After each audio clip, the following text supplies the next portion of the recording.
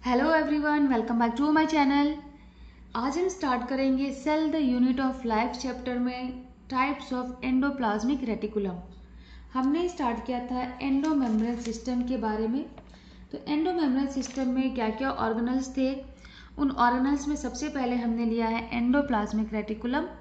Endoplasmic reticulum के features क्या है, उसका स्ट्रक्चर क्या है और कंपोनेंट्स क्या क्या है, ये सारी चीज़ें हम डिस्कस कर चुके हैं पिछले लेक्चर्स में।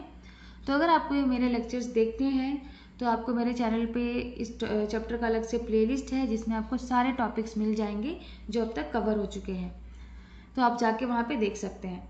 तो चलिए स्टार्ट करते हैं आज का topic types of endoplasmic reticulum, और इसके बाद हम देखेंगे फंक्शन क्या क्या है। तो टाइप्स ऑफ एंडोप्लाज्मिक रेटिकुलम की अगर बात की जाए तो two types of endoplasmic reticulum होते हैं। सबसे पहला है रफ एंडोप्लाज्मिक रेटिकुलम, जिसे शॉर्ट में RER भी कहा जाता है। दूसरा है स्मूथ एंडोप्लाज्मिक रेटिकुलम, जिसे शॉर्ट में SER भी कहते हैं। तो एक एक करके दोनों के बारे में हम डिस्कस करेंगे। सबसे पहले हम देखेंगे कि रफ एंडोप्लाज्मिक रेटिकुलम क्या है। तो एंडोप्लाज्मिक रेटिकुलम के ऊपर होता क्या है कि बहुत सारे राइबोसोम्स देखने को मिलते हैं कि ये राइबोसोम्स एंडोप्लाज्मिक रेटिकुलम के सरफेस पे, आउटर सरफेस पे अटैच रहते हैं। अब एंडोप्लाज्मिक रेटिकुलम वो जिनके ऊपर ये राइबोसोम्स प्रेजेंट हैं, वो सारे के सारे एंडोप्लाज्मिक रेटिकुलम क्या कहलाएंगे? रफ एंडोप्लाज्मिक रेटिकुलम कहलाएंगे। तो बस सिंपल लैंग्वेज में याद रखना है कि वो सारे एंडोप्लाज्मिक रेटिकुलम जिनके आउटर सरफेस पे राइबोसोम्स प्रेजेंट होते हैं वो कहलाते हैं रफ एंडोप्लाज्मिक रेटिकुलम। अब ये जो रफ एंडोप्लाज्मिक रेटिकुलम है ये करता क्या है? तो मेनली ये इन्वॉल्व होता है प्रोटीन सिंथेसिस में एंड सिक्रीशन में। ये भी आपको याद रखना है। तो एक तरह से ये इसका फंक्शन हो गया। और रफ एंडोप्लाज्मिक रेटिकुलम अगर हम बात करें कहाँ पाया जाता है, तो मेनली जो न्यूक्लियस होता है, न्यूक्लियस की तरफ ये पाया जाता है। और जब हमने डायग्राम देखा था एंडोप्लाज्मिक रेटिकुलम का, तो उसमें हम स्ट्रक्चर देख चुके हैं सिस्टर्ने क्या है। तो जो रफ एंडोप्लाज्मिक रेटिकुलम है ना, ये मेनली सिस्टर्ने का ही बना हुआ होता है। तो ये कुछ पॉइंट्स आपको याद रखना है रफ एंडोप्लाज्मिक रेटिकुलम के बारे में। अब बात करेंगे हम स्मूथ एंडोप्लाज्मिक रेटिकुलम क्या है। तो जो स्मूथ एंडोप्लाज्मिक रेटिकुलम है, जैसा कि रफ वाले में क्या था कि एंडोप्लाज्मिक रेटिकुलम के सरफेस पे प्रेजेंट थे राइबोसोम्स। अब यहाँ पे क्या होगा कि वो सारे एंडोप्लाज्मिक रेटिकुलम जिनके सरफेस पे राइबोसोम्स एब्सेंट रहेंगे, जिनके सरफेस पे राइबोसोम्स प्रेजेंट नहीं रहते हैं, वो देखने में स्मूथ लगते हैं। इस वजह से ये क्या कहलाएंगे? स्मूथ एंडोप्लाज्मिक रेटिकुलम कहलाएंगे। बहुत ही सिंपल है ये। अब जो स्मूथ एंडोप्लाज्मिक रेटिकुलम है ना, यही मेन जगह है, यही मेजर साइट है जहाँ पे कि लिपिड का सिंथेसिस होता है। बहुत ही इंपॉर्टेंट पॉइंट है, आपको याद रखना है कि smooth endoplasmic reticulum major site है जहाँ पे कि लिपिड्स का सिंथेसिस होता है। और रफ एंडोप्लाज्मिक रेटिकुलम में क्या हो रहा था? प्रोटीन सिंथेसिस हो रहा था। और स्मूथ एंडोप्लाज्मिक रेटिकुलम में लिपिड सिंथेसिस के साथ ही साथ स्टेरॉयडल हार्मोन्स का प्रोडक्शन होता है और सिक्रीशन भी होता है। तो ये भी मान सकते हैं कि इनका फंक्शन है ये। अब यहाँ पे हम बात करेंगे किस चीज़ से बना होता है। तो जो स्मूथ एंडोप्लाज्मिक रेटिकुलम है वो मेनली बना हुआ होता है वेसिकल्स एंड ट्यूब्यूल्स का। तो ये कुछ चीज़ें आपको यहाँ पे याद रखनी है। अब हम बात करेंगे कि एंडोप्लाज्मिक रेटिकुलम का फंक्शन क्या है। तो फंक्शन भी देख लेते हैं। मैं बहुत सारे सफिशिएंट फंक्शंस के पॉइंट्स लेके आई हूँ जिससे आपको एग्जाम में कोई प्रॉब्लम नहीं होगा लिखने में।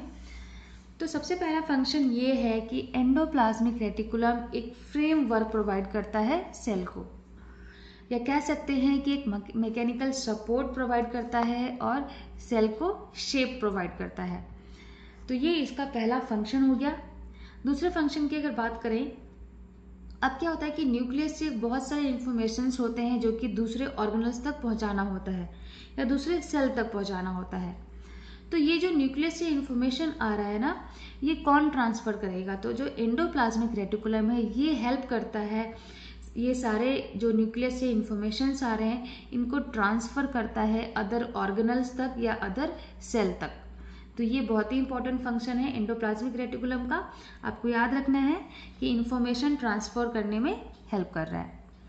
नेक्स्ट फंक्शन अगर हम बात करेंगे तो it helps in transport of protein and lipid to Golgi body. अब क्या होना है कि प्रोटीन और लिपिड का जो सिंथेसिस हो रहा है इनके अंदर, वो गोल्जी बॉडी तक ट्रांसपोर्ट होके जाना है। तो ये एंडोप्लाज्मिक रेटिकुलम हेल्प करता है कि प्रोटीन और लिपिड गोल्जी बॉडी तक ट्रांसपोर्ट हो। नेक्स्ट फंक्शन की हम बात करेंगे। अब प्रोटीन और लिपिड का जो यहाँ पे ट्रांसपोर्ट हो रहा है गोल्जी बॉडी तक, उसके साथ ही साथ प्रोटीन और यहाँ पे जो कार्बोहाइड्रेट्स और प्रोटीन है वो अदर सेल ऑर्गेनल्स तक भी अगर उनको पहुँचाना है तो वो काम भी होता है एंडोप्लाज्मिक रेटिकुलम का। So it is responsible for transport of carbohydrate and protein to other organelles. Cell के अंदर बहुत सारे ऑर्गेनल्स हैं। अब उन ऑर्गेनल्स तक जो कार्बोहाइड्रेट और प्रोटीन को पहुंचाने का काम है, ट्रांसपोर्ट करने का काम है, वो भी करता है एंडोप्लाज्मिक रेटिकुलम। नेक्स्ट फंक्शन की हम बात करेंगे तो सेलुलर रिएक्शंस के लिए बहुत ही एक वाइड एरिया प्रोवाइड करता है एंडोप्लाज्मिक रेटिकुलम। बात करते हैं नेक्स्ट फंक्शन की, तो बहुत इम्पॉर्टेंट फंक्शन है ये कि एंडोप्लाज्मिक रेटिकुलम बहुत ही इम्पॉर्टेंट रोल प्ले करता है लिपिड्स के सिंथेसिस में, ग्लाइकोजीन एंड प्रोटीन के सिंथेसिस में, और साथ ही साथ स्टेरॉयडल हार्मोन्स के सिंथेसिस में। ये बहुत इंपॉर्टेंट फंक्शन है एंडोप्लाज्मिक रेटिकुलम का, जो आपको याद रखना है। तो यहाँ पे बस याद रखिए क्या क्या सिंथेसिस का इसका मेन रोल प्ले करता है, किस किस में, lipids, glycogen, protein and steroidal hormones. Next function की बात करते हैं। तो नेक्स्ट फंक्शन है कि एंडोप्लाज्मिक रेटिकुलम में बहुत सारे एंजाइम्स प्रेजेंट रहते हैं, और ये सारे एंजाइम्स बहुत सारे सिंथेटिक एंड मेटाबॉलिक एक्टिविटीज़ को परफॉर्म करते हैं, जो कि सेल के लिए बहुत ही इम्पॉर्टेंट होता है। तो ये फंक्शन भी हो गया। चलते देखते हैं आगे क्या क्या फंक्शंस हैं। नेक्स्ट फंक्शन ये है कि एंडोप्लाज्मिक रेटिकुलम में जो स्मूथ एंडोप्लाज्मिक रेटिकुलम है, ये बहुत इंपॉर्टेंट रोल प्ले करता है बहुत सारे पॉइजन्स और ड्रग्स को डिटॉक्सिफाइंग करने में। ये बहुत इंपॉर्टेंट फंक्शन है ये भी स्मूथ एंडोप्लाज्मिक रेटिकुलम का, ये डिटॉक्सिफाइंग करने में हेल्प करता है। नेक्स्ट फंक्शन की बात कर लेते हैं। तो नेक्स्ट फंक्शन है कि जो एंडोप्लाज्मिक रेटिकुलम है ना, ये क्या करता है कि बहुत एक इम्पॉर्टेंट रोल प्ले करता है, बहुत ही इसेंशियल रोल प्ले करता है मेम्ब्रेन बायोजेनेसिस में। मेम्ब्रेन बायोजेनेसिस क्या है, यानी कि मेम्ब्रेन सिंथेसिस में हेल्प करता है, बोल सकते हैं प्लाज्मा मेम्ब्रेन को बनने में हेल्प करता है। जैसे होता क्या है कि प्लाज्मा मेम्ब्रेन मेनली लिपिड्स और प्रोटीन्स का बना होता है। अब ये जो प्रोटीन और लिपिड्स है, इनका सिंथेसिस कहाँ पे हो रहा है, तो एंडोप्लाज्मिक रेटिकुलम में होता है। अब यहाँ से एंडोप्लाज्मिक रेटिकुलम में जो प्रोटीन और लिपिड सिंथेसिस हुए हैं, वही जाकर के मेम्ब्रेन बनाने में हेल्प करेंगे। तो यहाँ पे इसीलिए कहा गया है कि बहुत ही इंपॉर्टेंट रोल प्ले करता है ये मेम्ब्रेन बायोजेनेसिस के प्रोसेस में। लास्ट फंक्शन हम देखेंगे कि लास्ट फंक्शन क्या है। तो लास्ट फंक्शन हम यहाँ पे ये देखेंगे कि it helps in cell plate formation during cell division. अब सेल डिवीजन के टाइम में क्या होता है कि सेल प्लेट्स का फॉर्मेशन होता है, तो इन सेल प्लेट्स के फॉर्मेशन में भी एंडोप्लाज्मिक रेटिकुलम हेल्प करता है। तो यहाँ पे हमने देख लिया फंक्शन क्या क्या है, बहुत सारे सफिशिएंट पॉइंट्स मैंने बता दिए आपको। हमने देख लिया फंक्शन क्या है और टाइप्स क्या है। उम्मीद है आपको बहुत अच्छी तरीके से समझ में आ गया होगा। तो अगर आपको मेरे नोट्स समझ में आ रहे हैं, मेरे नोट्स पसंद आ रहे हैं, तो मेरे चैनल को सब्सक्राइब कीजिए, मेरे वीडियोज़ को लाइक कीजिए और ज़्यादा से ज़्यादा शेयर कीजिए।